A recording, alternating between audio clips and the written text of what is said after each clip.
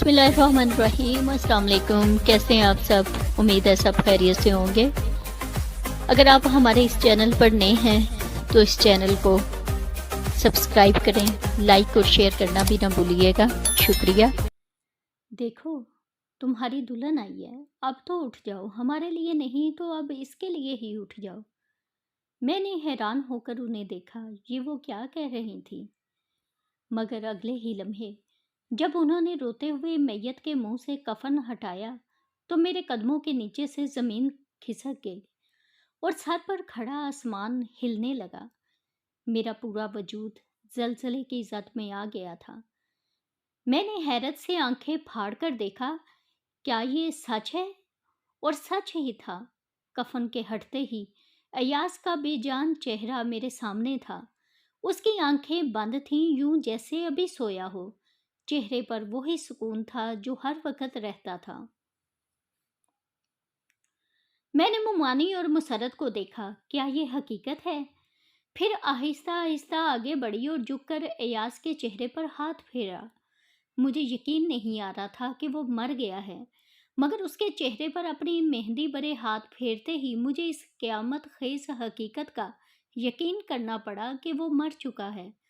और जैसे ही ये यकीन मेरे दिलो दिमाग ने कबूल किया, मैं चीख पड़ी।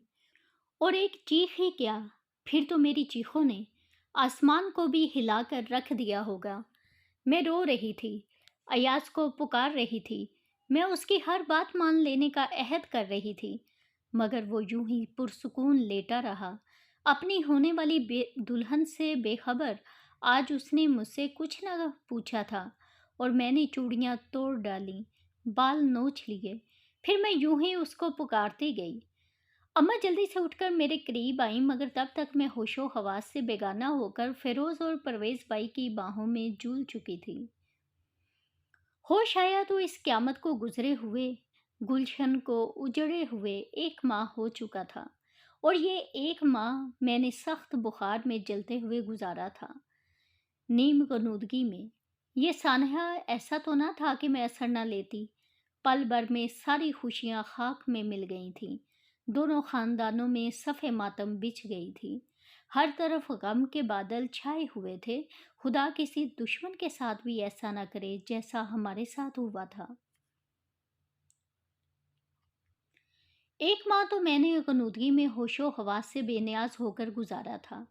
ताहम 1 माह बाद जब मुझे पूरी तरह होश आया तो मैंने देखा कि अजरा मेरे करीब ही कुर्सी पर बैठी हुई थी, जबकि नूरी दरवाजे में ज़मीन पर बैठी मेरी तरफ देख रही थी।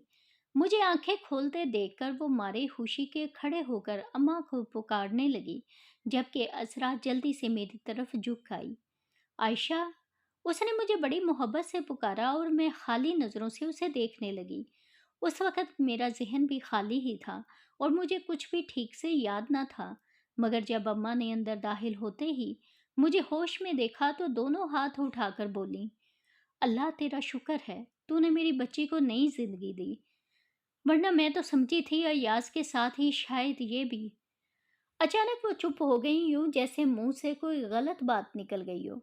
मगर अय्याज़ तो उनके मुंह से निकल चुका था और मेरा खाली ज़हन अय्याज़ का नाम सुनते ही फिर भर गया और खाली नज़रें भी एकदम पानी से भर गईं और मैं एकदम तड़प कर उठ बैठी।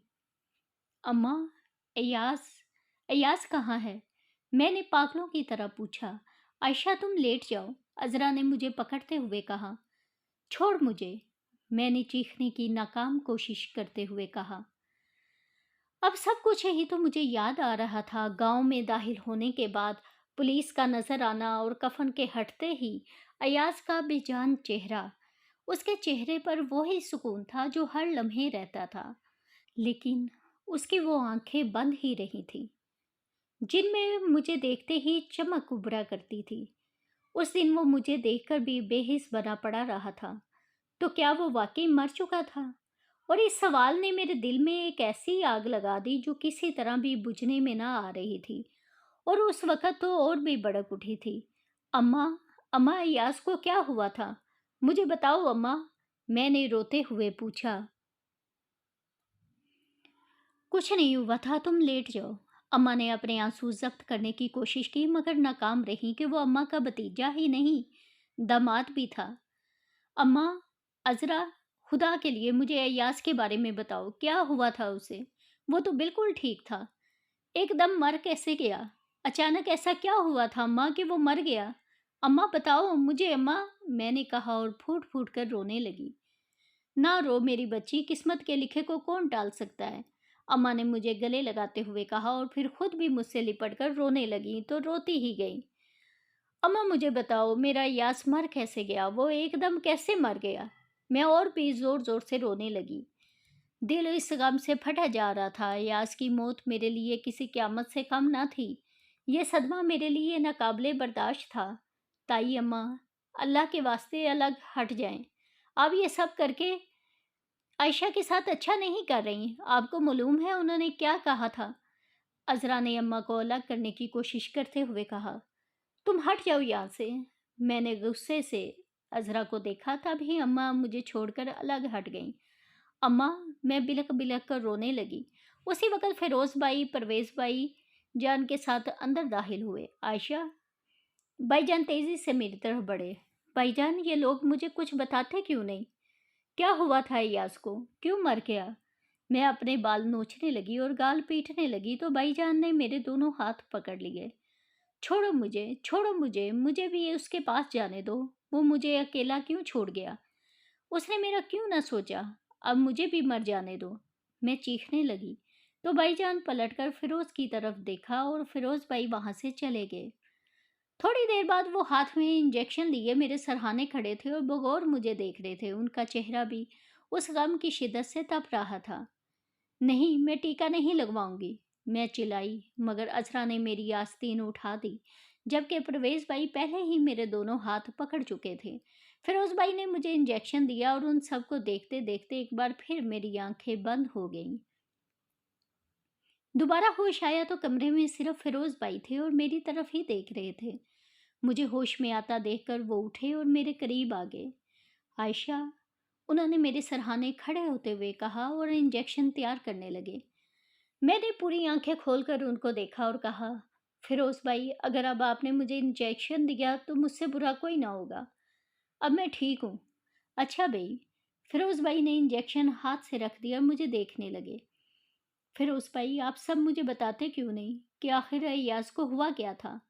और गांव में उस दिन पुलिस क्यों थी? अय्याज कैसे मर गया? वो मरने वाला तो नहीं था।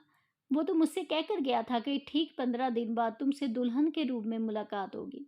फिर वो मुझसे मिले बगैर कैसे चला गया? मेरी आंखें फिर बरसने लगी। आयशा, तुम बहुत बहादुर हो। हौसले से काम लो। वो मेरे सवाल को नज़रअंदाज करते हुए बोले। हाँ, हौसले से ही काम लूंगी, मगर मुझे पता तो चले उसको हुआ क्या था। वो क्यों मर गया? और अगर वो मर गया है तो मैं क्यों जिंदा हूँ? मैं फूट फूट कर रोने लगी। आयशा, रोने से यास वापस नहीं आएगा। प्लीज चुप हो जाओ। फिरोज ने कहा। वो नहीं आ सकता तो मुझे मार दो। तुम सब मुझे भी मार दो, मैंने चीख कर कहा। तब तक मेरे रोने की आवाज़ सुनकर सारे घर वाले चले आए। उनमें उनमें अब्बा भी थे। अब्बा ने आगे बढ़कर मुझे सीने से लगाया तो मैंने पूछा, अब्बा वो मर कैसे गया? मैं सारी शर्म वरम भूल कर पूछ रही थी। अब कैसी शर्म, जब शर्म की वजह न रही। वैसे ही जैसे सब मरते हैं, जब वक़्त पूरा हो जाता है तो कोई बहाना बन जाता है। उसका भी वक़्त पूरा हो गया था सो वो भी चला गया, सबको रोता छोड़कर। वो अपनी उम्र ही इतनी लेकर आया था, फिर ज़्यादा कैसे रहता? और अब बेटी हौसले से काम लेगी, बहादुर बनेगी तू। वो आहिस्ता आहिस्ता कह रहे थे और मैं अब्बा के सीने में मुंह छुपाए रोने लगी। वो मुझे अय्याज की मौत की वजह ना बता रहे थे, जिसकी वजह से मैं ज़्यादा बेताब थी, बेकरार थी। जो आयशा के लिए कुछ खाने को लाओ। अब्बा ने मुझसे बातें करते करते भाभी से कहा और थोड़ी देर बाद ही दलिया लेकर अजरा मेरे करीब खड़ी थी। अब्बा ने कहा, चलो बेटा इसको खाओ, कि मरने वालों के साथ अगर मरा जाता तो आज ये दुनिया ना होती। अपने प्यारों की जुदाई भला कौन बर्दाश्त करता है? लेकिन वो ज़ात जो दुख देती है तो सब्र भी खुद ही अता करती है। इसलिए तुम भी ये दलिया खाओ। नहीं, میں نے ابا کے سینے میں منہ چھپا لیا اور رونے لگی۔ ابا سے پیار کرتی ہو تو کھاؤ۔ ابا کی اپنی آنکھوں میں بھی آنسو آ گئے تھے۔ میں نے سر اٹھا کر دیکھا، سارے گھر والے مجھے ہی دیکھ رہے تھے۔ ان میں سے سب سے زیادہ پریشان فیروز بھائی تھے۔ میں نے ایک چمچ منہ میں ڈالا مگر وہ اندر جانے کی بجائے باہر آنے لگا۔ بمشکل میں نے اس کو نگلا اور پھر آنکھوں پر ہاتھ رکھ کر لیٹ گئی۔ وہ سب مجھے پکارتے رہے مگر میں نے آنکھیں نہ کھولی۔ میں تو بند آنکھوں میں یاس کے بے جان چہرے کو دیکھ رہی تھی۔ پل بھر میں کیسی قیامت گزر گئی تھی۔ وہ اپنی خوشیاں ادھوری چھوڑ کر سب کو روتا چھوڑ کر چلا گیا تھا۔ مگر کیسے ہوا تھا یہ؟ آخر یہ مجھے بتاتا کیوں نہیں؟ اس کے ساتھ ایسا کیا ہوا تھا؟ ابا کہتے ہیں جانے والوں کو بہانا چاہیے۔ اگر یہی بات ہے تو مجھے یہ بتایا جائے کہ ایاز کس بہانے سے ملک عدم چلا گیا۔ اسے تو 2 دن بعد مجھے لینے آنا تھا، پھر وہ یہ دنیا ہی کیوں چھوڑ کر چلا گیا؟ عائشہ، عذرا نے مجھے پکارا مگر میں یوں ہی پڑی رہی۔ اب تو آنکھیں کھول دو، سب چلے گئے ہیں، عذرا نے کہا تو میں نے آنکھیں کھول دی اور پھر عذرا کے ہاتھ پکڑتے ہوئے کہا، عذرا تم تو میری پیاری رازدار سہیلی ہو، تم تو نہ چھپاؤ، کم از کم مجھے ایاز کی موت کی وجہ تو معلوم ہونی چاہیے۔ تمہاری صحت کی وجہ سے سب نہیں بتانا چاہتے۔ پہلے تم اچھی ہو جاؤ پھر بتا بھی دیں گے، ابھی تو تم خود موت کی وادی سے پلٹ کر آئی ہو۔ کاش میں نہ آئی ہوتی، میں نے کہا تو عذرا نے میرے منہ پر ہاتھ رکھ دیا تو میں نے اس کا ہاتھ ہٹاتے ہوئے کہا، میں اچھی ہوں، یقین کرو اب مجھے کچھ نہیں ہوگا۔ اگر میں اس کے مرنے کے باوجود بھی زندہ ہوں تو پھر موت کی وجہ جان کر کیسے مر سکتی ہوں؟ میں نے بھیگے لہجے میں کہا، یہ بات ہے تو پہلے دلیا کھاؤ۔ عذرا نے پلیٹ ایک بار پھر میرے آگے کر دی اور ایاز کی پرسرار موت کی وجہ جاننے کے لیے میں نے وہ سارا دلیا زہر مار کر کے کھا ہی لیا۔ پھر کہا، اب تو بتا دو عذرا، میں وعدہ کرتی ہوں روؤں گی نہیں۔ میری بات پر عذرا کی اپنی آنکھوں میں آنسو آ گئے اور پھر وہ میرے بستر پر آ بیٹھی اور میرا سر اپنی گود میں رکھتے ہوئے بولی، قدیر کو تو جانتی ہو عائشہ؟ ہاں، وہ ایاز کا دوست تھا اور میں نے اس کو بائی بنایا تھا۔ یہ حادثہ اسی کی وجہ سے ہوا۔ قدیر کی وجہ سے؟ میرے لہجے میں حیرت بھر گئی۔ ہاں، قدیر کی وجہ سے، لیکن وہ تو ایاز کا دوست تھا اور وہ بہت اچھا تھا۔ وہ تو میں نے اس کو برا کب کہا ہے؟ اچھا تو وہ اب بھی ہے، عذرا نے آہستہ سے کہا۔ پھر بتاؤ نا اصل بات، میں نے بے صبری سے پوچھا۔ بتاتی ہوں، شروع سے بتاتی ہوں۔ شاید تمہیں معلوم نہ ہو کہ قدیر ایاز کے بچپن کا دوست ہے۔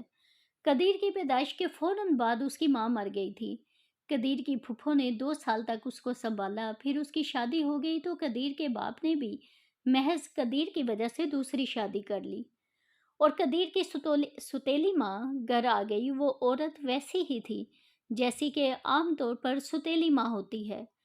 قدیر کا باپ تو سارا دن زمینوں پر ہوتا تھا اور ستیلی ماں کا جی چاہتا تو قدیر کو کھانے کو دیتی، جی چاہتا تو سارا دن بھوکا رکھتی، مگر اس کو پوچھنے والا کوئی نہ تھا۔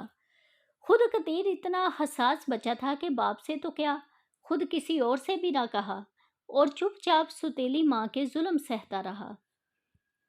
عذرا، میں نے ایاز کی موت کا سبب پوچھا ہے اور تم مجھے قدیر کی کہانی سنا رہی ہو، میں نے تلخی سے کہا۔ اس کہانی کو سنے بغیر ایاز کی موت کی وجہ تمہاری سمجھ میں نہیں آئے گی، عذرا نے کہا، پھر بولی۔ قدیر کی ستیلی ماں کو خدا نے شادی کے 1 سال بعد ہی بیٹا دے دیا اور دوسرے سال دوسرا بیٹا۔ اس کے بعد 2 بیٹیاں بھی ہوئیں مگر وہ زندہ نہ رہیں۔ ہاں، تو اپنے بیٹے پا کر اس کو قدیر اور بھی زہر لگنے لگا تھا۔ تب قدیر 5 سال کا ہو چکا تھا۔ قدیر کے باپ نے قدیر کو اسکول میں داخل کروا دیا۔ وہاں قدیر کی دوستی ایاز سے ہوئی جو وقت کے ساتھ ساتھ گہری ہوتی گئی۔ 5ویں کے بعد قدیر بھی ایاز کے ساتھ کیڈٹ بننا چاہتا تھا مگر ستیلی ماں راستے کا کانٹا بن گئی اور یوں قدیر کیڈٹ نہ جا سکا۔ اس نے اسی اسکول سے میٹرک کیا، پھر اس کی ماں کے کہنے پر اس کی پڑھائی ختم کروا دی گئی اور وہ زمینداری دیکھنے لگا۔ اگرچہ اس کا دل مزید پڑھنے کو چاہتا تھا مگر ستیلی ماں جس کے اپنے بیٹے 5 کر کے تعلیم چھوڑ چکے تھے، وہ قدیر کو پڑھتے ہوئے کیسے دیکھ سکتی تھی؟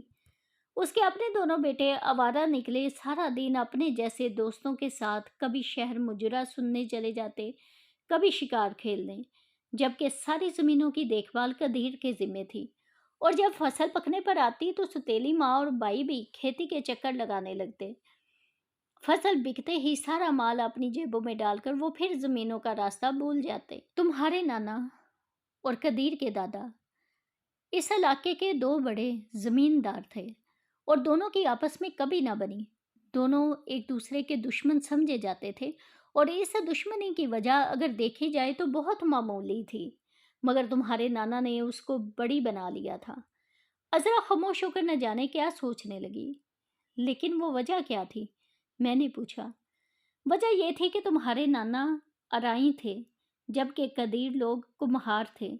یہ لوگ سانگلا ہل میں پہلے رہتے تھے اور اپنے گدھوں پر لوگوں کا مال اٹھانے کی مزدوری کرتے تھے۔ وہاں اچانک نہ جانے کیسے قدیر کے پردادا کے ہاتھ بہت ساری دولت آ گئی اور وہ اپنا آبائی کام بھول کر زمین خرید کر گاؤں کے امیر لوگوں میں شامل ہو گئے۔ مگر دولت ہاتھ آنے کے باوجود گاؤں والوں کی نظر میں عزت دار نہ بن سکے، اور جب قدیر کے پردادا فوت ہوئے تو اس کے دادا نے ساری زمین فروخت کر کے لائل پور کے اس گاؤں میں بہت ساری زمین خرید لی جہاں تمہارے نانا رہتے تھے، چوہدری غلام رسول۔ سانگلا ہل میں تو ان کی کوئی عزت نہ تھی، مگر یہاں انہوں نے کسی کو اپنی ذات کے بارے میں نہیں بتایا تھا اور خود کو چوہدری کہلوانا شروع کر دیا تھا۔ ابھی کچھ عرصہ ہی گزرا تھا کہ نہ جانے کیسے تمہارے نانا کو اس بات کا پتہ چل گیا کہ وہ اصل چودھری نہیں ہیں بلکہ کمہار ہیں۔ تمہارے نانا جو پہلے ہی ان سے خار کھاتے تھے، ان کی زمین اب تمہارے نانا سے بھی زیادہ تھی۔ یہ پتہ چلنے کے بعد کہ وہ نکلی چوہدری ہے، تمہارے نانا کو سخت غصہ آیا کہ ان کمین لوگوں نے اس بات کی جرات کیسے کی۔ انہوں نے سارے گاؤں کو ان کی اصل ذات کے بارے میں بتا دیا، مگر لوگوں نے زیادہ یقین نہ کیا کہ دولت سب کا منہ بند کر دیتی ہے۔ پھر تمہارے نانا نے قدیر کے دادا کو بلوایا اور خود یہ بات کہی کہ وہ خود چودھری کہلوانا چھوڑ دیں، مگر وہ بجائے یہ بات ماننے کے دھمکیاں دیتا ہوا چلا گیا کہ آئندہ تم نے یہ بات کی تو اچھا نہ ہوگا۔ خدا نے سب انسانوں کو برابر بنایا ہے، اس لیے جو نام تم استعمال کر سکتے ہو وہ میں بھی کر سکتا ہوں۔ اس کے بعد باقاعدہ دشمنی کا آغاز ہو گیا جو ایک نسل سے دوسری نسل تک پھیل گئی۔ اب نہ قدیر کے دادا تھے اور نہ ہی تمہارے نانا زندہ تھے، مگر تمہارے ماموں اور قدیر کے والد دین محمد کی بھی آپس میں کبھی نہ بنی۔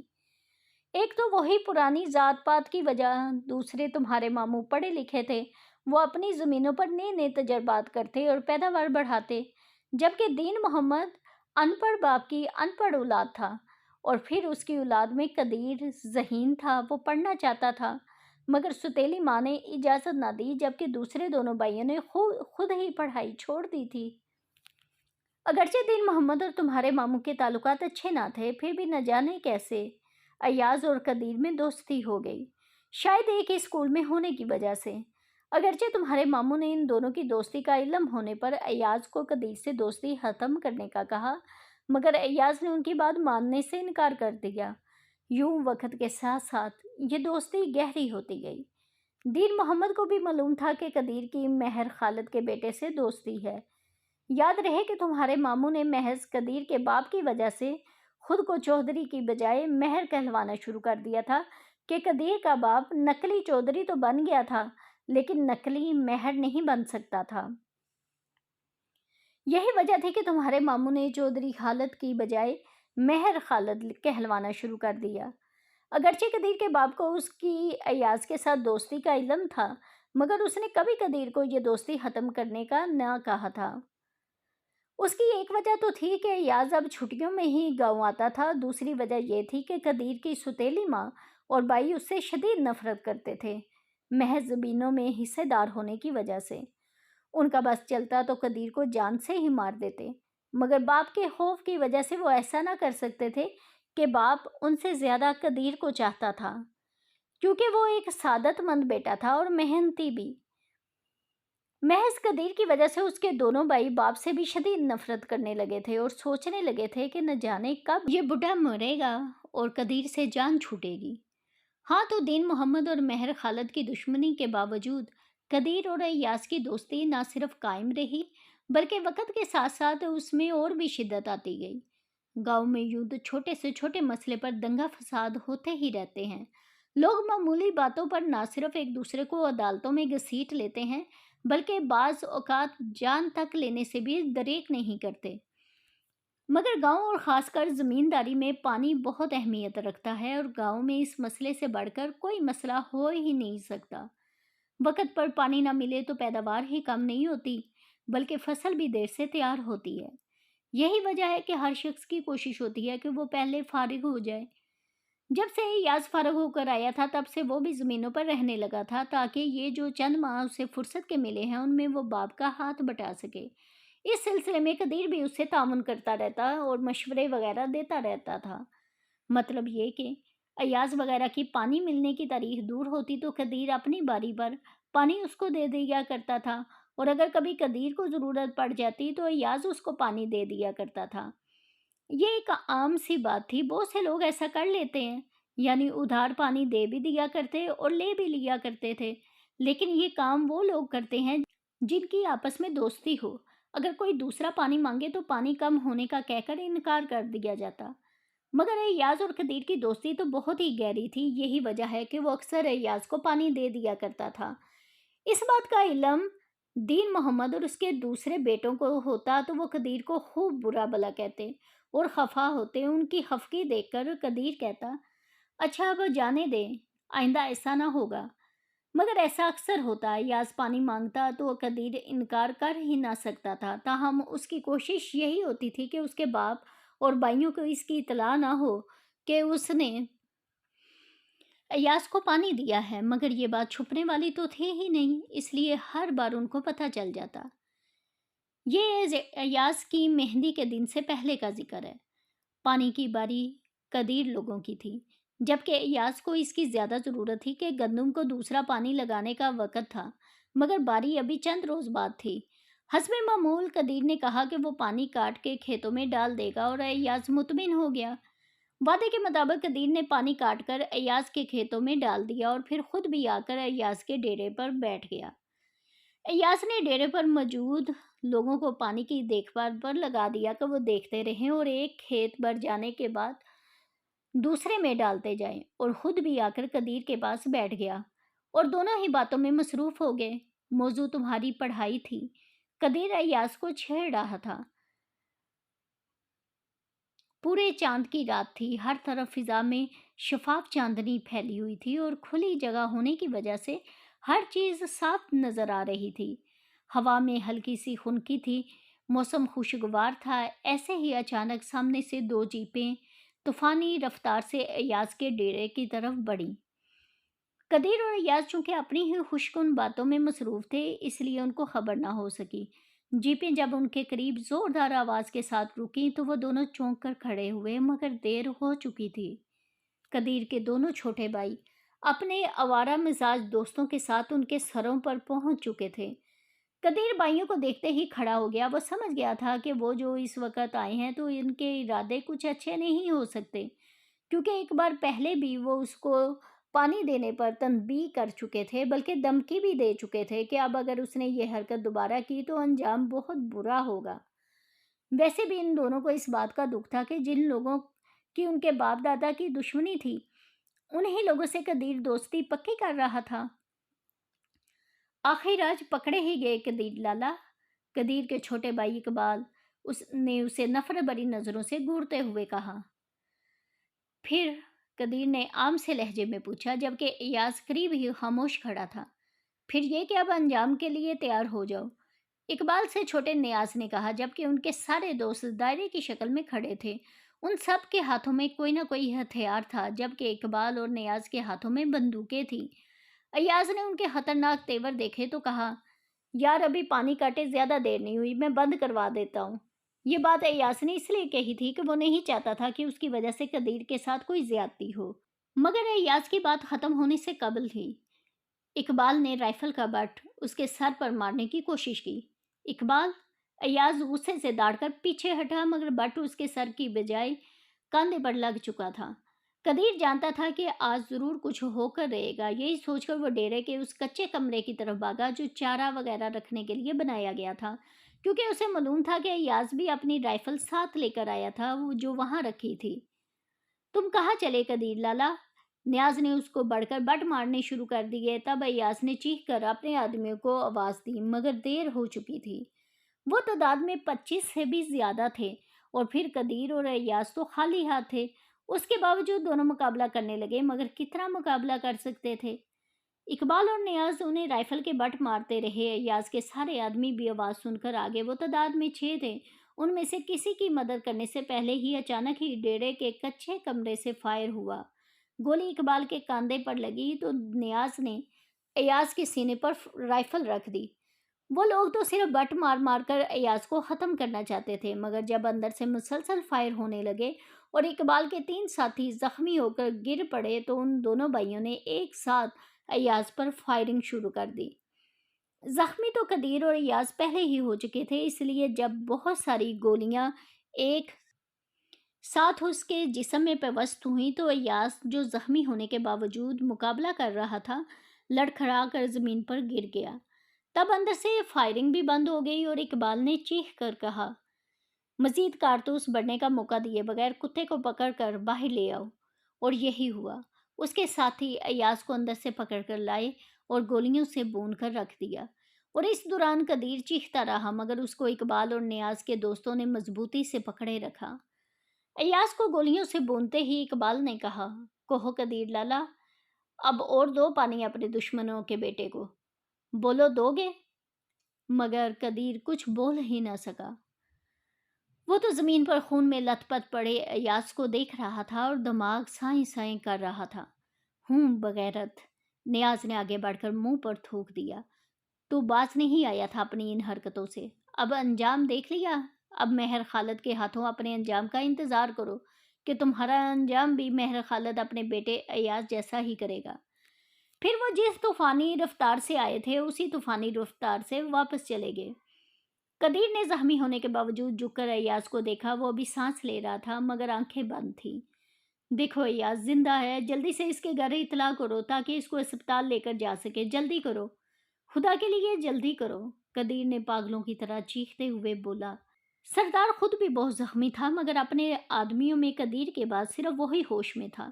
وہ لڑکھڑاتا ہوا گھر کی طرف بھاگا تو قدیر نے جھک کر پھر ایاز کی طرف دیکھا تو 2 دن بعد زندگی کا نیا سفر شروع کرنے والا ایاز آج اپنے آخری سفر کا آغاز کر چکا تھا۔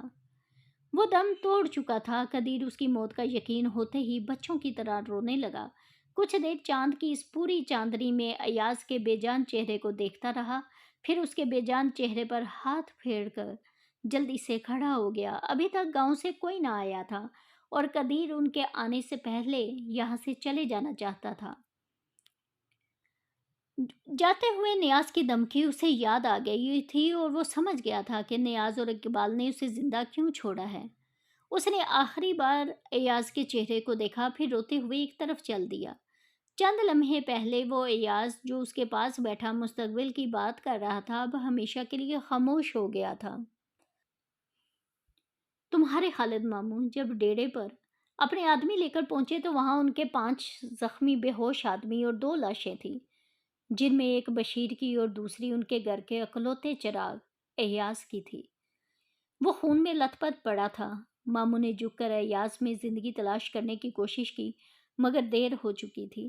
اس کے باوجود انہیں یقین نہ آیا۔ وہ ایاز کو لے کر لائل پور فیصل آباد کی طرف طوفانی رفتار سے روانہ ہوئے، مگر وہاں جاتے ہی ڈاکٹروں نے بتا دیا، ایاز کو مرے بہت دیر ہو چکی ہے۔ کچھ دیر کو تو ماموں سب کچھ بھول گئے اور پھر ان کی آنکھوں سے شعلے نکلنے لگے۔ انہوں نے بڑے ماموں کو فون کیا جو لائل پور میں پولیس کمشنر تھے، پھر ایاز کے پاس آ کر بیٹھ گئے۔ ان کا پورا وجود انتقام کی آگ میں جل رہا تھا، مگر وہ کوئی بھی قدم اٹھانے سے پہلے بائی سے مشورہ کرنا چاہتے تھے۔ عذرا چپ ہو گئی اور عائشہ روتی رہی، یہ سوچ کر کہ کتنے تشدد کو سہنے کے بعد ایاز نے جان دی۔ عذرا ان ظالموں کا کیا بنا؟ وہ اٹھ کر پوچھنے لگی۔ وہی جو ایسے میں بنتا ہے، وہ لوگ جیل میں ہیں، اور قدیر وہ بھی کہیں نہ کہیں ضرور ہوگا۔ دیکھو اب رونا نہیں، صبر کرو، عذرا نے خود بھی اس کے ساتھ لیٹتے ہوئے اس کو اپنے ساتھ گلے لگا لیا۔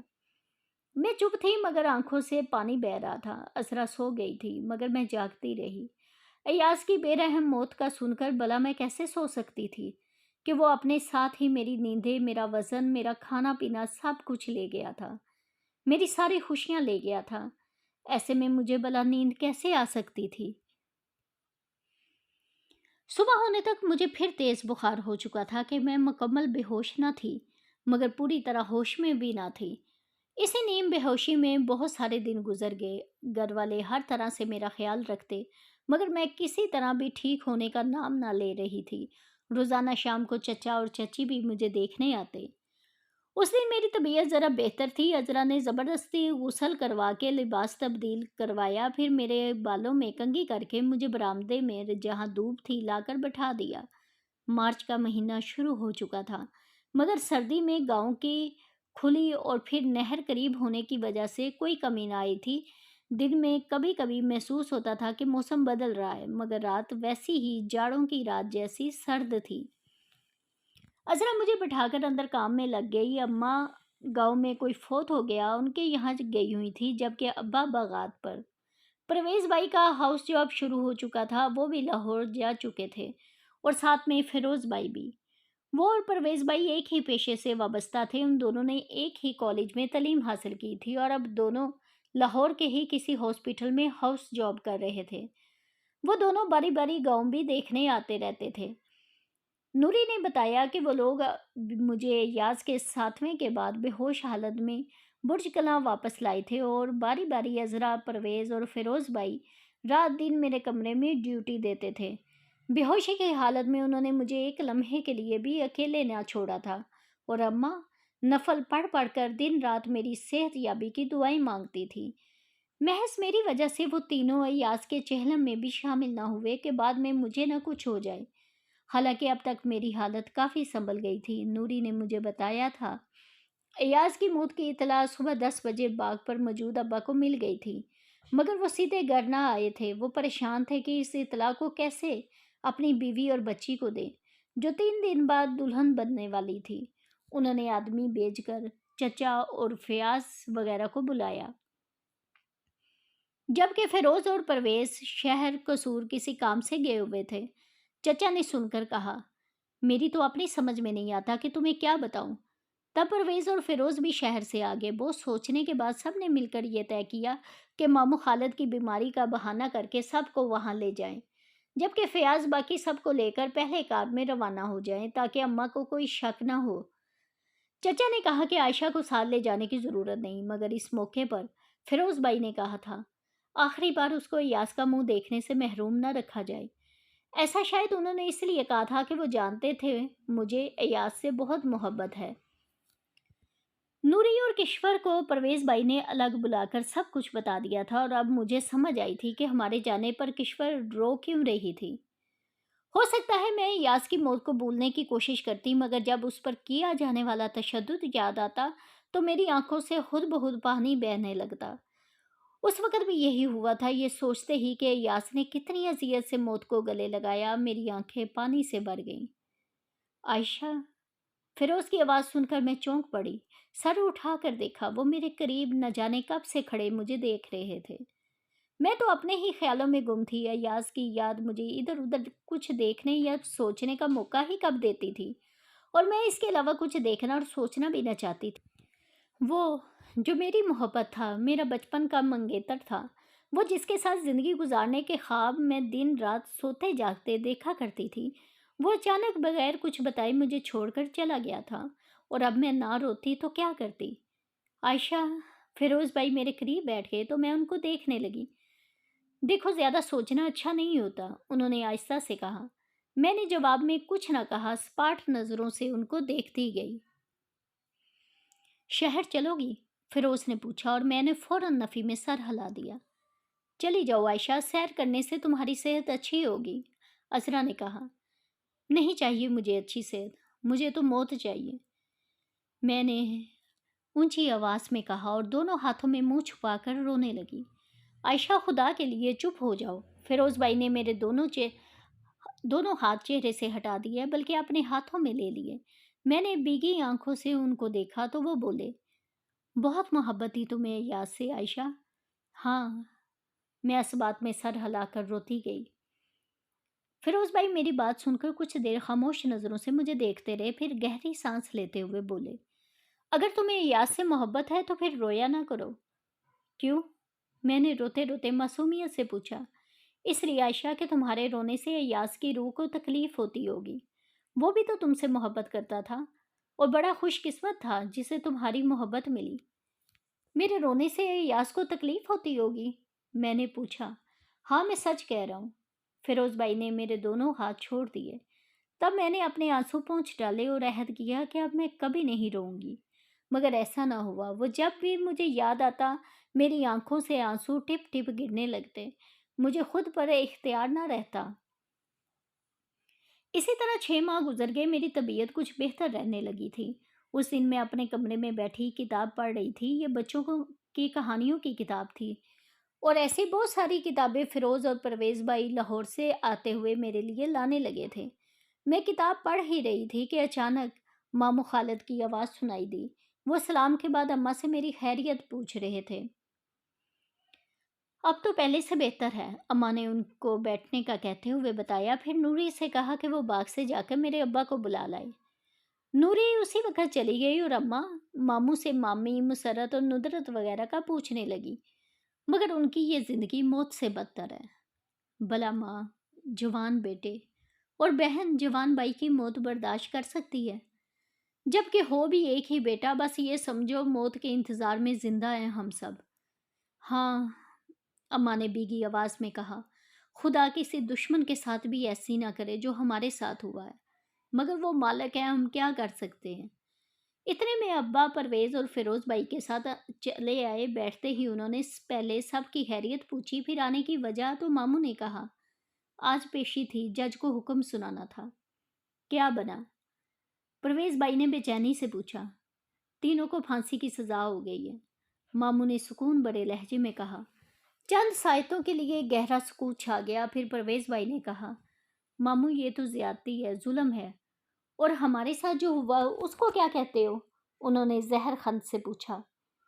وہ بھی ظلم تھا اور ظالموں کو سزا ملنی چاہیے، مگر ماموں جان، قدیر تو بے قصور ہے، آپ یہ بات اچھی طرح جانتے ہیں۔ وہ یاز کا دوست تھا اور اس کا جرم صرف یہی تھا، اس کا جرم یہ بھی تھا کہ وہ دین محمد کا بیٹا ہے، اس دین محمد کا جو ہمارا دشمن ہے، اس دین محمد کا جو اپنی اوقات بھول کر چودھری بن گیا تھا، وہ دین محمد جس کی وجہ سے میرے گھر کا اکلوتا چراغ گل ہو گیا، میرا وارث مر گیا، میرا ایک ہی بیٹا تھا، میرا نام لیوا، مجھے بے نام کر گیا، بلکہ کر دیا گیا۔ تو جب میں بے نام ہو چکا ہوں تو پھر دین محمد نام والا کیوں رہے؟ دین محمد کا کوئی وارث کیوں زندہ رہے؟ یہ اندھیرا میرے ہی گھر کیوں رہے؟ میں اس کو دین محمد کے گھر تک بھی نہ لے جاؤں گا؟ ہاں، میری ہی بیوی کیوں بیٹے کو رات رات بھر جاگ کر پکارے اور نہ پا کر قبرستان کے چکر لگائے؟ یہ سب اب دین محمد کے ساتھ بھی ہوگا۔ اس نے میرے ایک بیٹے کی جان لی ہے، میں اس کے تینوں بیٹوں کی جان لوں گا۔ میں اس کو اپنی طرح بے نام کروں گا، میں اس کا نام لیوا بھی نہیں رہنے دوں گا۔ جو آگ میرے اندر اور میرے گھر میں لگی ہے، میں اس کو دین محمد کے گھر اور اس کے اندر تک پہنچا کر دم لوں گا۔ میں اقبال، نیاز اور قدیر کی پھانسی تک چین سے نہیں بیٹھوں گا۔ ماموں کی آنکھوں سے شعلے نکلنے لگے۔ وہ چپ ہوئے تو کوئی کچھ نہ بولا، اور میں حیرت سے سوچ رہی تھی یہ سب کیا ہے۔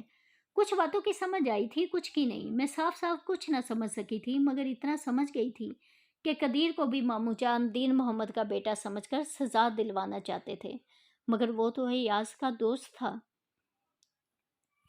اور یہ عذرا تو کہتی تھی قدیر ماموں کے ڈیرے پر پہنچنے سے پہلے ہی ایاز کو چھوڑ کر چلا گیا تھا اور اس کا پتہ نہیں وہ کہاں گیا ہے۔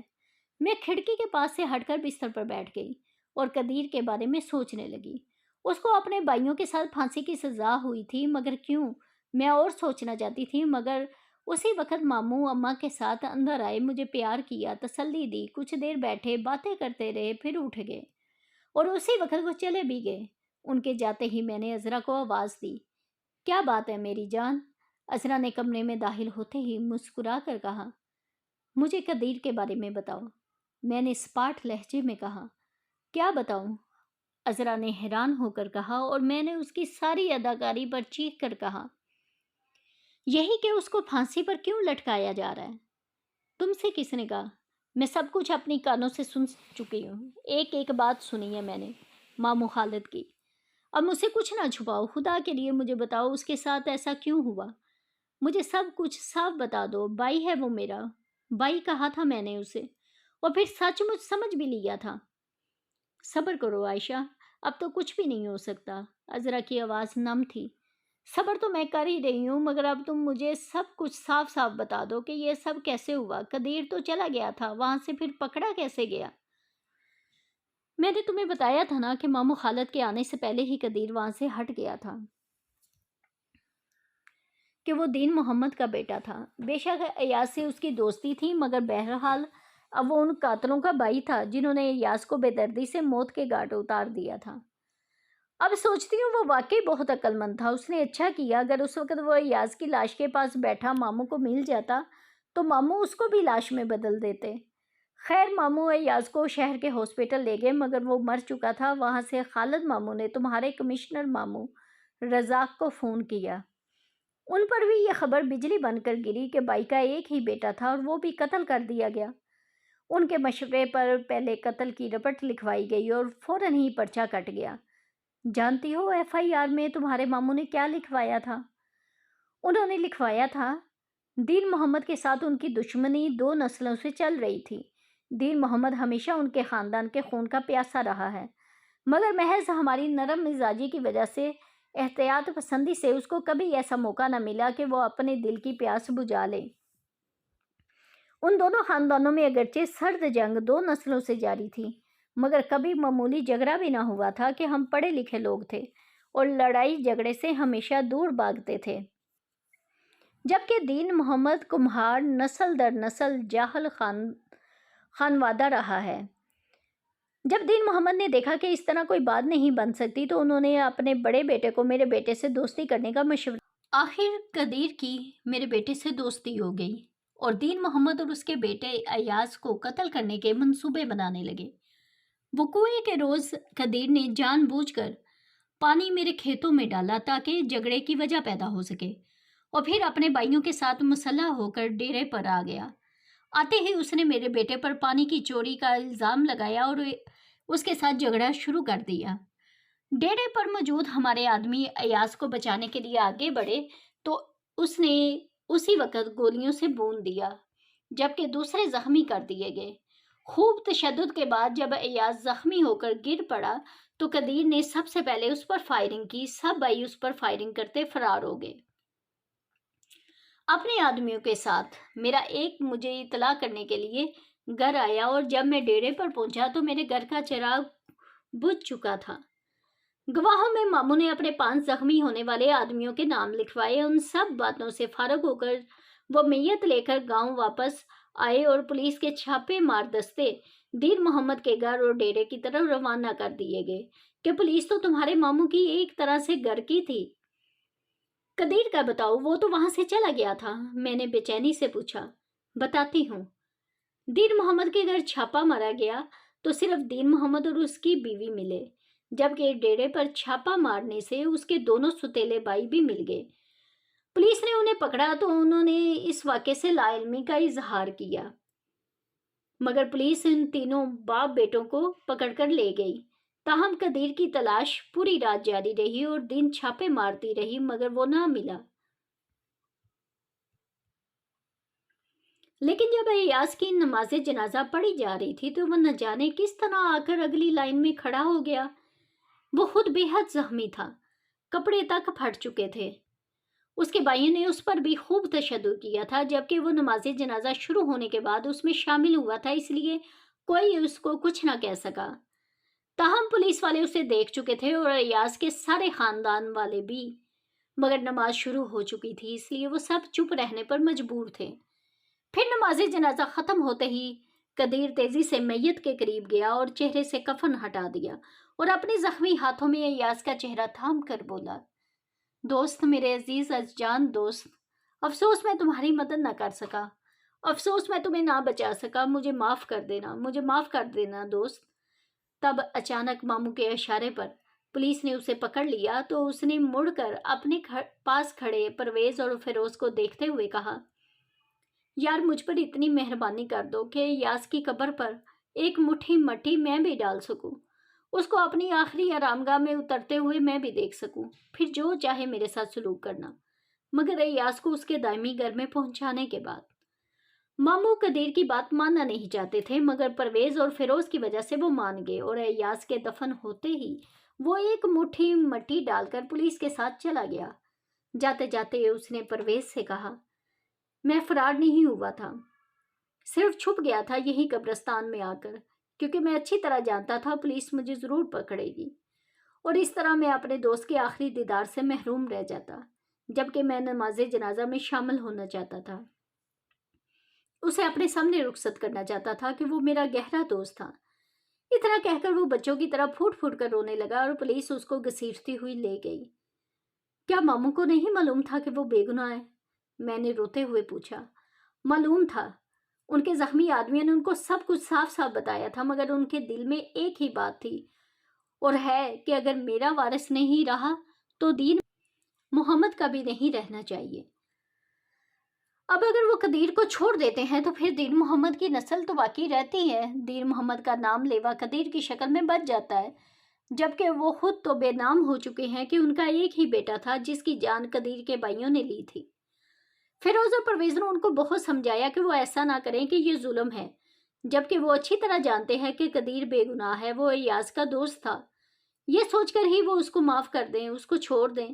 مگر ماموں کہتے ہیں اگر میرا بھی ایک اور بیٹا ہوتا تو بے شک میں قدیر کو چھوڑ دیتا، مگر اب ناممکن ہے، اب اس کو بھی پھانسی پر لٹکنا ہوگا، تب ہی میرا انتقام پورا ہوگا۔ قدیر نے ماموں کے ظلم پر کچھ نہیں کہا۔ میں نے حیرت سے پوچھا، نہیں وہ چپ ہے، آخری باتیں وہی اس نے کی ہیں جو قبرستان سے پولیس اسٹیشن جاتے ہوئے پرویز اور فیروز سے کی تھی۔ اس کے بعد وہ ایسا چپ ہوا کہ پھانسی کی سزا سن کر بھی چپ ہے۔ اس کے بھائیوں نے پکڑے جانے کے بعد یہ بیان دیا تھا کہ وہ دونوں بھائی بے قصور ہیں۔ انہوں نے کہا ان کا باپ ایک طویل عرصے سے مہر خالد کے خاندان کو تباہ کرنے کے منصوبے بناتا رہا ہے، اسی لیے اس نے قدیر کو ایاز سے دوستی کرنے کا مشورہ دیا تھا، اور یہ کہ ان کے باپ اور قدیر نے مل کر ایاز کو ختم کیا ہے۔ وہ دونوں بھائی تو اپنے ڈیرے پر بے خبر سو رہے تھے اور حقیقتاً ان کا منصوبہ یہی تھا کہ قدیر کے ساتھ ساتھ باپ سے بھی جان چھڑوا لی جائے، مگر تمہارے ماموں نے اس سارے کیس میں کہیں بھی دین محمد کا نام نہ آنے دیا اور سارا زور اس کے تینوں بیٹوں پر رکھا ہے کیونکہ وہ دین محمد کو زندہ رکھنا چاہتے ہیں۔ ان کا بیان سن کر بھی قدیر چپ رہا اور جب پولیس نے قدیر کو جواب دینے کو کہا وہ تب بھی کچھ نہ بولا۔ وہ پولیس، وکیلوں، عدالت کے ہر سوال جواب میں چپ رہا اور جب اپنے بھائیوں کے ساتھ اسے بھی پھانسی کی سزا ہو گئی وہ تب بھی چپ ہے، نہ جانے کیوں۔ ابا بتاتے تھے کہ ایسے کیسوں میں عام طور پر یہی ہوتا ہے، اور ایک مجرم کو اگر پھانسی ہوتی ہے تو دوسرے کو عمر قید اور تیسرے کو رہا کر دیا جاتا ہے یا پھر اسے بھی قید ہو جاتی ہے، مگر تمہارے ماموں کی اپروچ تھی۔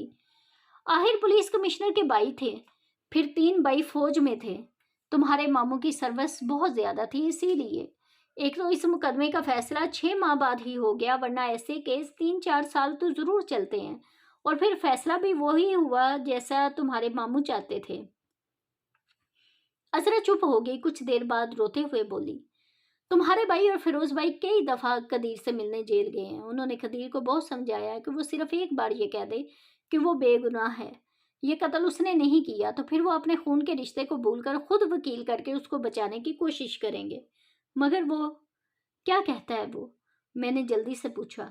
کچھ بھی نہیں، میں نے تمہیں بتایا تو ہے، وہ بولتا ہی نہیں، اس نے چپ کا روزہ رکھ لیا ہے، شاید ہمیشہ کے لیے۔ ماموں کو آپ سب سمجھاتے کیوں نہیں؟ ان کو بتاتے کیوں نہیں کہ وہ ایاز کا دوست ہے اور ایاز کی روح اپنے دوست سے یہ سلوک دیکھ کر بے چین ہوتی ہوگی؟ ان کو سب نے سمجھایا مگر وہ کچھ نہیں سمجھتے، انتقام میں پاگل ہو رہے ہیں۔ ارے تو پھر مجھے بھی پھانسی لگا دو، میں حلق کے بل چیخی۔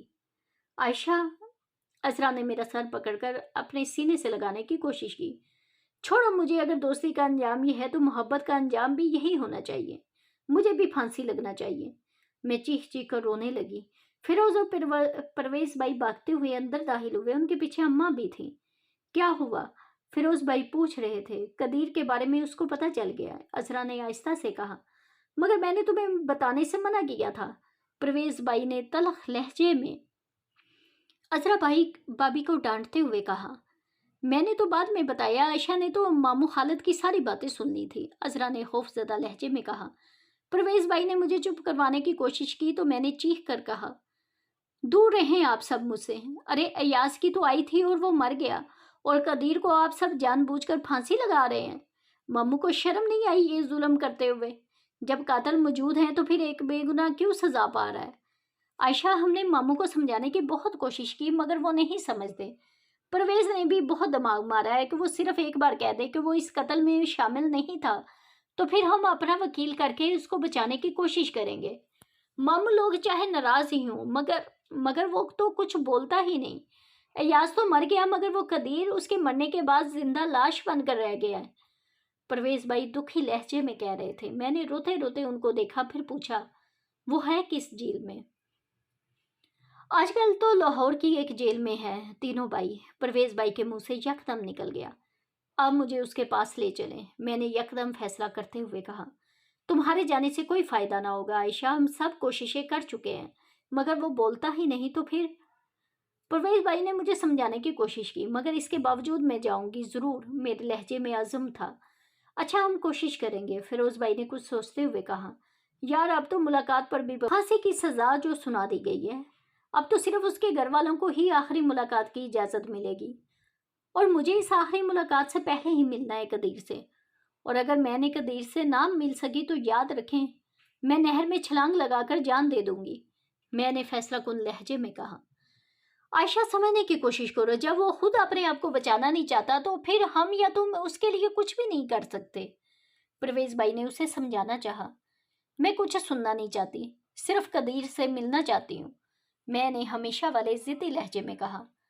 मगर आयशा, ये नामुमकिन है, परवेज भाई शायद और भी कुछ कहते हैं, मगर फिरोज भाई ने उनको रोक दिया। अच्छा भाई, मैं कोशिश करता हूँ, फिरोज भाई ने कहा, और परवेज भाई को भी पीछे आने का इशारा करते हुए बाहर निकल गए। तो मैंने अम्मा और अजरा को देखते हुए फिर कहा, याद रखें, अगर मेरी मुलाकात कदीर से ना हो सकी तो फिर मैं वही करूंगी जो कहा है। फिर मैं बाजू आंखों पर रखकर लेट गई और अम्मा और अजरा कुछ देर खड़ी मुझे पुकारती नहीं, फिर दोनों बाहर निकल गईं। बाहर निकलकर अम्मा नूरी को पुकारने लगी और उसके आने पर बोली, देख, यहाँ बैठ जा घर में, चाहे क्यामत ही क्यों ना आ जाए, मगर तुम आयशा को अकेली ना छोड़ोगी। अगर आयशा को कुछ हुआ तो मैं तुम्हें जिंदा दफन कर दूंगी।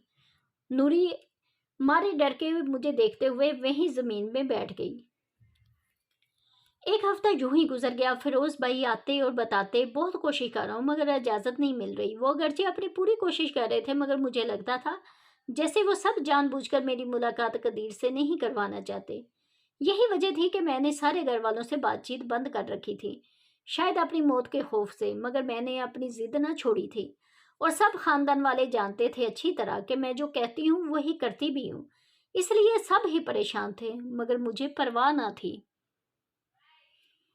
आखिर 15 रोज बाद फिरोज भाई सुबह ही आए और मुझसे कहा, जल्दी से तैयार हो जाओ, हम कदीर से मिलने जा रहे हैं। सेहन में अम्मा और अजरा गुमसुम खड़ी थी। मैं उनके साथ बात किए बगैर बाहर निकल आई जहां फिरोज भाई की कार खड़ी थी। उन्होंने मेरे लिए कार डोर खोला और मेरे बैठने के बाद बंद करके खुद भी घूमकर स्टीयरिंग पर आ बैठे। गाड़ी स्टार्ट करते हुए उन्होंने बहुत गौर से मुझे देखा तो मैं उनको नज़रअंदाज करती हुई खिड़की से बाहर देखने लगी। गाड़ी घर को पीछे छोड़ते हुए बाग वाले कच्चे रास्ते पर गन्ना सिंह की तरफ बढ़ने लगी। गन्ना सिंह से उसका रुख कसूर की तरफ हो गया। कसूर पहुंचकर वो लाहौर वाली मेन रोड पर आ गए। ये फिरोजपुर रोड भारत के शहर की तरफ जाती थी और बिल्कुल सीधी सड़क थी। फिरोज भाई चुप थे और मेरा खुद भी बात करने का मूड ना था। जहन में तो इस वक्त सिर्फ कदीर था जो बेहिस लोगों की वजह से चुपचाप मौत का फंदा गले में ढाल रहा था। ऐसे में मुझे गाड़ी रुकने का भी एहसास ना हुआ। जब एहसास हुआ तो चौंकी, तो उस वक्त जब फिरोज भाई ने मेरी तरफ का दरवाज़ा खोलते हुए कहा, आओ आयशा, जेल आ गई है।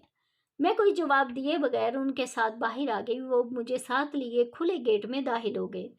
पता नहीं कहाँ कहाँ मुड़े, किस तरफ गए। लाहौर के एक बंद गेट के सामने जाकर वो रुक गए। वहां पहुंचकर उन्होंने ہاتھ میں پکڑا ہوا ایک پیپر پولیس والے کے سامنے کیا تو انہوں نے سپرنٹینڈنٹ کی مدد سے ہماری رہنمائی کی۔ پھر ایک دوسرا پیپر نکال کر فیروز بھائی نے جیل سپرنٹینڈنٹ کو دیا تو انہوں نے ایک پولیس والے کی طرف اشارہ کرتے ہوئے ہم سے کہا، یہ آپ کو وہاں تک لے جائے گا۔ پھر وہ پولیس والے سے مخاطب ہوتے ہوئے بولا، نصیر، ان کو پھانسی والی کوٹری نمبر 7 میں لے جاؤ۔ اور ہم نصیر کے ساتھ چل دیے۔ بہت ساری چیکنگ کے بعد ہم اس لمبی راہداری میں کھڑے تھے جس کے آمنے سامنے یعنی دونوں طرف پھانسی والی کوٹریاں تھیں۔ راہداری کے گیٹ کا تالا کھلتے ہی وہ سب چونک کر اپنے ان چھوٹے چھوٹے کمروں سے باہر دیکھنے لگے۔ ہمیں دیکھ کر وہ حیران ہونے لگے، شاید یہ ایک غیر معمولی بات تھی ہماری آمد میں۔ میں ایک ایک کوٹری کو دیکھتے ہوئے آگے بڑھ رہی تھی اور آخر 7 نمبر میں وہ مجھے نظر آ گیا۔ دیوار سے ٹیک لگائے وہ دونوں آنکھیں بند کیے بیٹھا تھا، پہلے سے بہت زیادہ کمزور۔ اس کی حالت دیکھ کر میرا دل خون کے آنسو رونے لگا اور میں نے تڑپ کر پکارا، قدیر بھائی جان!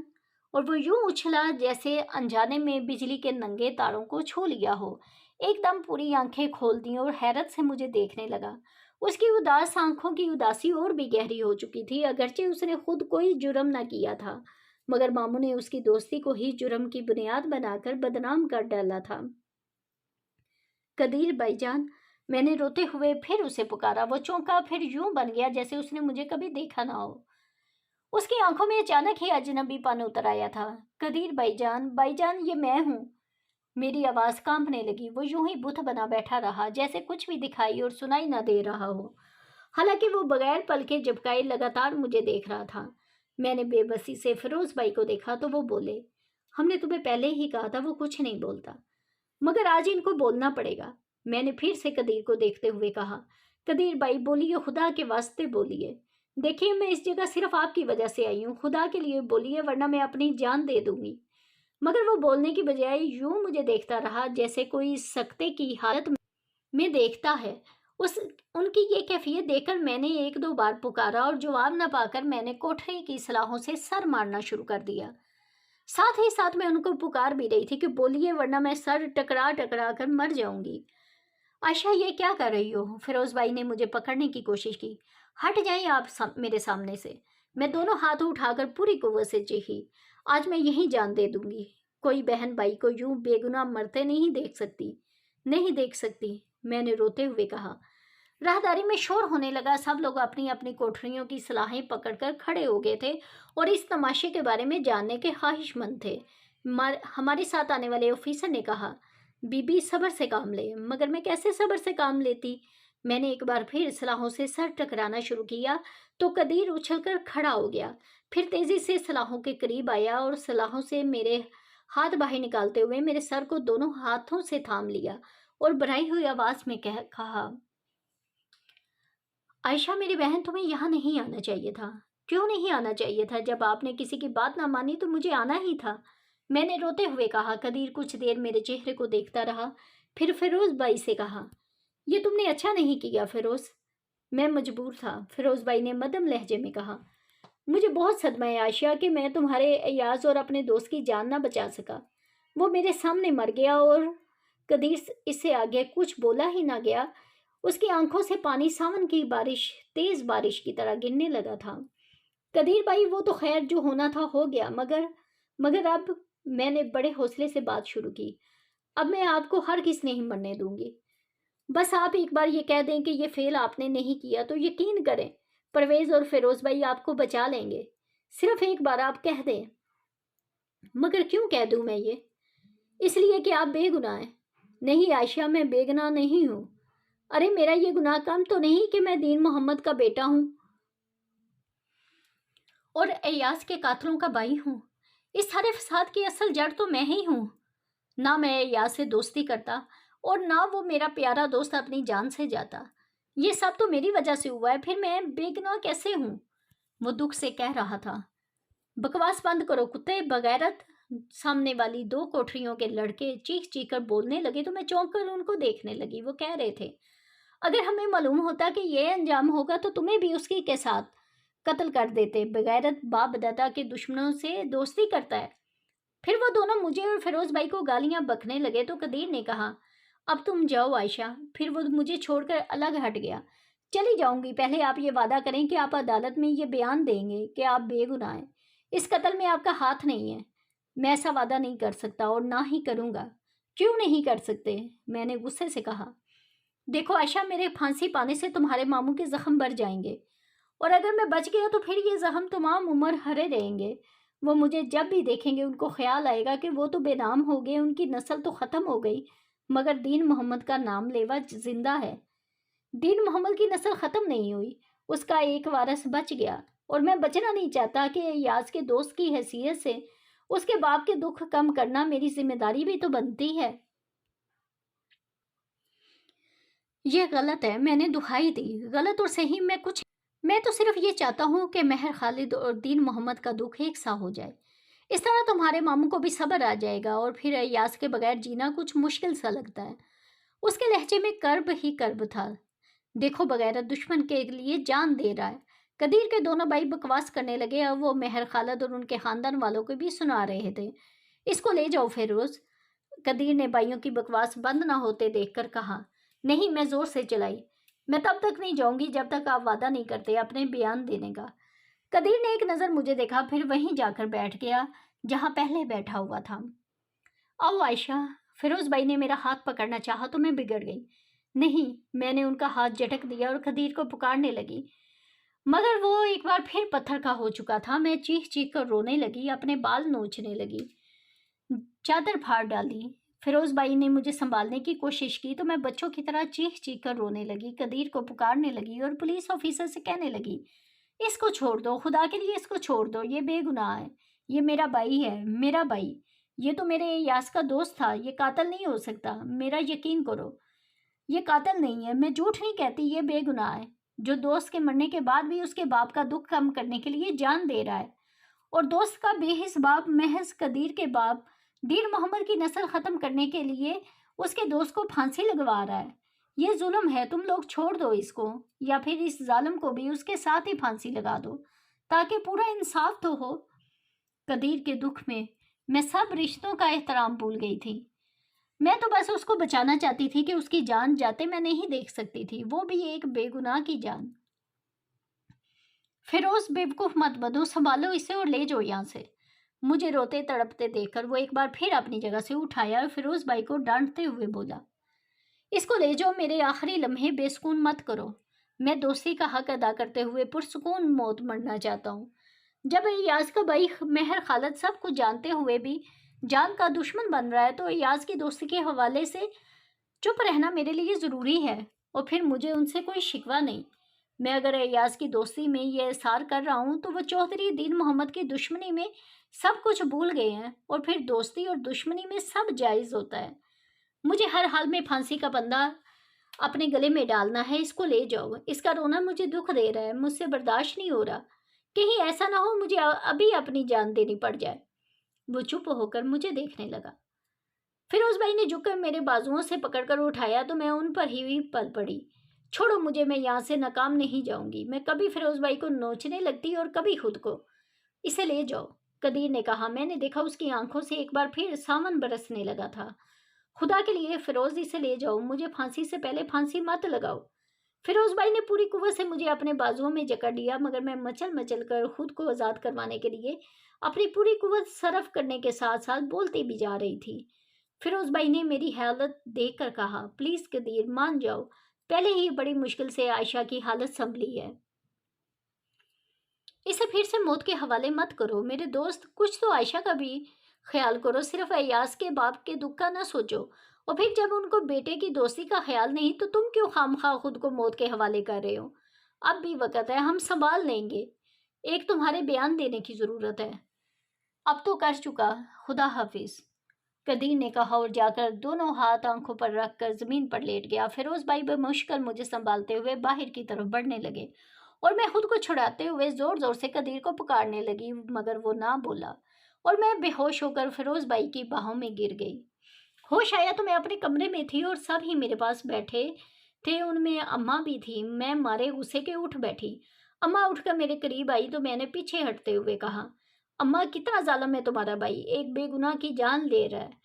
ارے ایاز کو تو اس کے بھائیوں نے قتل کیا، وہ سزا پا رہے ہیں، اور ماموں نے یہ جانتے ہوئے بھی کہ قدیر بے گناہ ہے سارا کیس اس پر ڈال دیا اپنے بیٹے کی موت کا۔ افسوس کہ ایک بے گناہ کو پھانسی پر چڑھایا جا رہا ہے۔ میں پوچھتی ہوں کہ کیا یہ قتل نہیں جو ماموں کر رہے ہیں؟ ارے کوئی ہے جو ماموں کو قدیر کے قتل پر سزائے موت دے، پھانسی لگائے؟ کوئی ہے جو اس ظلم پر انصاف کرے؟ کوئی تو ہو جو انصاف کرے۔ بس کر عائشہ، وہ تیرا ماموں ہے، اماں نے تڑپ کر کہا۔ میرا کوئی ماموں نہیں۔ اف، اس قدر جھوٹ، اس قدر ظلم، وہ بھی بندے کے ساتھ جو دوست کے بعد بھی دوست کے باپ کا سوچتے ہوئے موت کو گلے لگا رہا ہے۔ خدا کے لیے اماں ماموں کو سمجھائیں، میں نے کہا اور رونے لگی اپنی اور قدیر کی بے بسی پر۔ اماں نے اپنی پوری کوشش کی محض میری وجہ سے، مگر ماموں کا دل پتھر کا ہو چکا تھا۔ فیروز بھائی نے بتایا تھا قدیر کے باپ نے سپریم کورٹ میں پھانسی کے خلاف اپیل دائر کی تھی، مگر وہ خارج کر دی گئی۔ پھر انہوں نے صوبے کے وزیر اعلیٰ سے رحم کی اپیل کی، وہ بھی رد کر دی گئی۔ آخر میں انہوں نے صدر سے رحم کی اپیل کی، مگر وہ بھی مسترد ہو گئی۔ دین محمد نے پانی کی طرح پیسہ بہایا تھا، مگر افسوس کچھ نہ بن سکا کہ اس کے پاس صرف روپیہ تھا، جبکہ ایاز کے باپ کے پاس روپے کے ساتھ سفارش بھی تھی۔ پرویز بھائی نے یہ بھی بتایا تھا کہ سپریم کورٹ سے اپیل خارج ہونے پر دین محمد نے بڑی عدالت میں ماموں خالد کے قدموں میں گر کر کہا تھا، مہر خالد، میں تم سے ظالموں کے لیے رحم نہیں مانگتا، مگر قدیر بے گناہ ہے، یہ تم اچھی طرح جانتے ہو، اور پھر وہ تمہارے بیٹے کا دوست بھی تھا۔ کچھ تو خیال کرو، میری ساری زمین لے لو مگر قدیر کو معاف کر دو۔ یہ ظلم ہے جو تم کر رہے ہو، مجھے چودھری کہلوانے کی اتنی بڑی سزا نہ دو، میں خود کو چودھری کہلوانا چھوڑ دوں گا، بس ایک بار تم قدیر کو معاف کر دو، میں یہ علاقہ ہی چھوڑ کر چلا جاؤں گا، میں پھر کبھی تمہیں اپنی شکل نہیں دکھاؤں گا، صرف ایک بار، ہاں صرف ایک بار تم قدیر کو معاف کر دو، ایاز کا دوست ہونے کی اسے اتنی بڑی سزا نہ دو۔ جواب میں ماموں نے کہا تھا، دین محمد میرا ایک ہی بیٹا تھا، اگر وہ نہیں رہا تو تمہارے تینوں بھی نہیں رہیں گے۔ 2 نسلوں کی یہ سرد جنگ اب ہمیشہ کے لیے ختم ہو جائے گی، کیونکہ آنے والی نسلیں ہی ختم ہو گئی ہیں۔ میں قدیر کو معاف نہیں کروں گا، وہ بھی اپنے بھائیوں کے ساتھ پھانسی پائے گا۔ پھر وہ اپنے آدمیوں کے ساتھ چلے گئے۔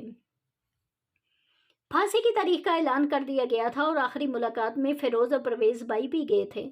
تب دین محمد نے ان کو دیکھ کر کہا تھا، پرویز دیکھو میرے شیر پتر کو، بے گناہ ہوتے ہوئے بھی ہنس کر موت کو گلے لگا رہا ہے۔ اتنا کہہ کر وہ رونے لگا، جبکہ اس قدرت نے اسے زندہ چھوڑ دیا تھا۔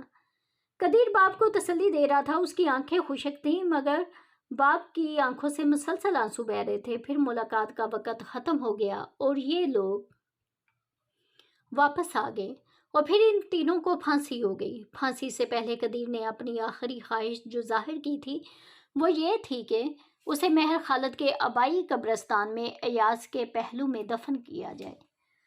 اس کے باپ نے یہ بات مان لی تھی اور ماموں خالد نے بھی اپنے قبرستان میں اس کو دفن کرنے کی اجازت دے دی تھی کہ انہوں نے اپنا بدلہ لے لیا تھا۔ جو سزا انہیں ملی تھی وہی محمد دین کو دے چکے تھے۔ ایک بیٹے کی موت کا بدلہ انہوں نے اس کے 3 بیٹے مار کر لیا تھا۔ عدالت میں انہوں نے خود ہی دین محمد کے خلاف زیادہ بات نہ کی تھی۔ حالانکہ وہ چاہتے تو دین محمد کو بھی پھانسی کی سزا ہو سکتی تھی، مگر وہ دین محمد کو اپنی طرح زندہ دیکھنا چاہتے تھے، مگر قدرت کو کچھ اور ہی منظور تھا۔ قدیر کو لحد میں اتارتے ہوئے وہ ایسا گرا کہ پھر باقی 2 بیٹوں کی تدفین کے لیے نہ اٹھ سکا، اور رشتہ داروں نے اس کو بھی باقی 2 بیٹوں کے ساتھ دفن کر دیا۔ دشمنی ختم ہو گئی اور دین محمد کی سزا بھی ختم ہو گئی تھی۔ نہیں ہوئی تھی تو میرے ماموں کی اور میری۔ رہ رہ کر قدیر کا چہرہ میری آنکھوں کے سامنے آتا اور مجھے اس کی بے بسی کا احساس ہوتا کہ میں زندہ ہونے کے باوجود اس کے لیے کچھ نہ کر سکی۔ میری طبیعت اب زیادہ خراب رہتی تھی۔ ایاز سے زیادہ مجھے قدیر کے مرنے کا دکھ تھا۔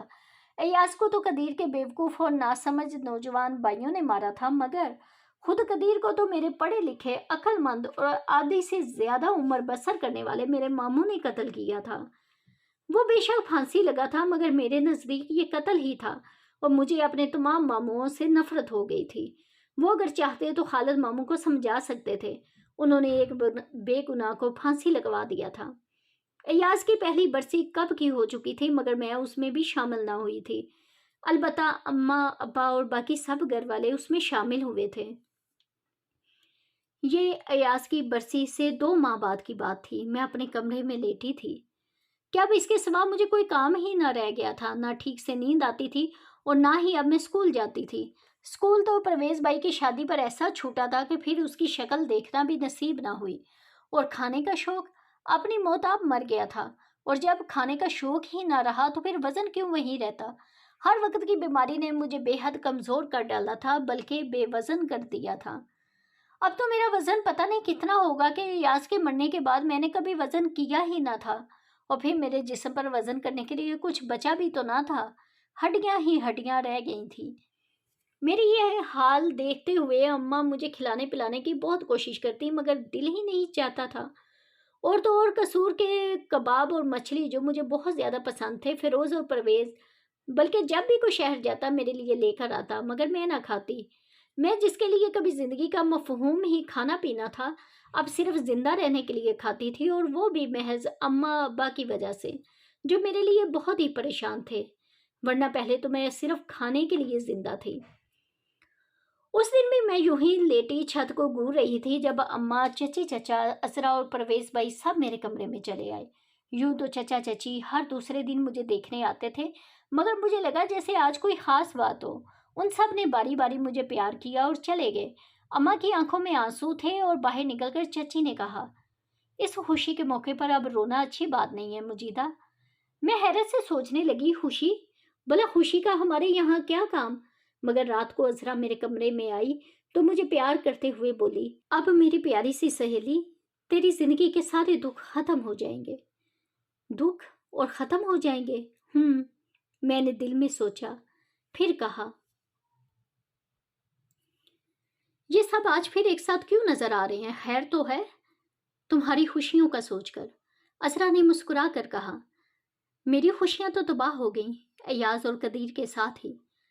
वो भी वहां किसी कब्र में दफन होंगी। मैंने बड़ाई हुई आवाज में कहा, खुदा ना करे, भला मरने वालों के साथ कोई मर थोड़ी जाता है। अगर ऐसा होता, खैर दफा करो अब इन बातों को। अब तो तुम मेरी प्यारी सी भाभी बन रही हो। असरा, मैं उसकी बात काट कर चीख पड़ी, मत करो मेरे साथ ऐसी बातें, मुझे नहीं करना अब किसी से शादी। क्यों नहीं करनी? ताया अब्बा और ताई अम्मा ने आज मेरे अम्मा अब्बा से हाँ कर दी है। वो फिरोज भाई के लिए तुझे मांगने आए थे और ताया अब्बा ने हाँ कर दी है, बल्कि दिन भी रख दिए हैं। ठीक है, एक माँ बात, तू दुल्हन नहीं बनना, मुझे दुल्हन, अम्मा को मना कर देना।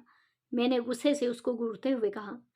मगर मेरी किसी ने एक ना सुनी और ये शादी हो गई, बिल्कुल उसी धूमधाम के साथ जैसी के अयास के साथ होनी थी। गो के अम्मा का दिल अंदर से दुखी था, मगर मैं तो बहरहाल उनकी एक ही बेटी थी। उन्होंने शादी की एक एक रस्म पूरी की थी कि अब बदशगुनी ना हो जाए। यहाँ तक कि ढोलक भी खूब बजी थी। मामू लोग भी आए थे दुखी दिल के साथ अम्मा की खुशी में शामिल होने। इस मौके पर किसी ने भी अयास का जिक्र नहीं किया था, और मैं अयास की याद में रोने के बावजूद फिरोज की दुल्हन बनकर चचा के घर पहुंच गई थी। तमाम रस्मों की अदायगी के बाद फिरोज की भाभियां मुझे फिरोज के कमरे में छोड़ गई थी, और फिरोज के पलंग पर बैठते ही मुझे अयाज याद आने लगा। उस रात के सपने देखते हुए मैंने सोचा था, जब वो मेरा घूंघट उठाएगा तो मैं बजाय शर्माने के फौरन उसको कहूंगी, अयाज, तुमने जो पहली बार मजाक में कही थी वो हकीकत बन चुकी है। मेरा वजन अब सचमुच 80 किलो हो चुका है। मेरी बात सुनते ही वो उफ खुदाया कहते हुए यकीनन बिस्तर पर गिर जाएगा, क्योंकि बारी अरूसी जोड़े में उसको मेरे वजन का अंदाजा ही ना हो सकेगा। और उसके गिरते ही मैं हंसकर कहूंगी, जनाब अब मुझे किताब दीजिए और खुद बाहर निकल जाइए कि ठीक 1.5 माह बाद मेरे इम्तिहान हैं। तब वो क्या कहता मुझे मालूम था। वो मेरे हाथ से किताब पकड़कर कहता, अरे छोड़ो इन किताबों को, भला ये रात भी जिंदगी में रोज रोज आती है। और आज जब ये रात मेरी जिंदगी में आई थी तो किरदार बदल चुका था। मेरी आंखों में नमी उतरने लगी। तब ही फिरोज ने जो न जाने कमरे में कब आए थे, मेरे पास बैठते हुए मेरा घूंघट उलट दिया और महबूबियत से मुझे देखने लगे। मैंने जब्त की बहुत कोशिश की, मगर आंसू बह निकले। फिरोज ने अपने हाथों में मेरा चेहरा थाम लिया और आहिस्ता से कहा, क्या बात है आयशा? मैंने कोई जवाब न दिया तो उन्होंने फिर पूछा, क्या अयाज याद आ रहा है आयशा? और बेसाख्ता इस बात में सर हिलाते हुए मैं बकायदा हिचकियां लेकर रोने लगी। फिरोज ने भी मुझे अपने साथ प्यार से लगा लिया और मैं रोई गई। उसने मुझे चुप करवाने की जरूरत नहीं समझी थी। जब मैं खूब जी भरकर रो चुकी तो फिरोज ने मुझे देखते हुए कहा, बहुत मोहब्बत थी तुम्हें अय्याज से, اور میں نے روتے ہوئے ایک بار پھر سر ہلا دیا۔ بہت خوش قسمت تھا ایاز جس کو تمہاری محبت ملی۔ وہ بولا، کچھ توقف کیا، پھر کہا، وہ خود بھی تو تم سے محبت کرتا تھا۔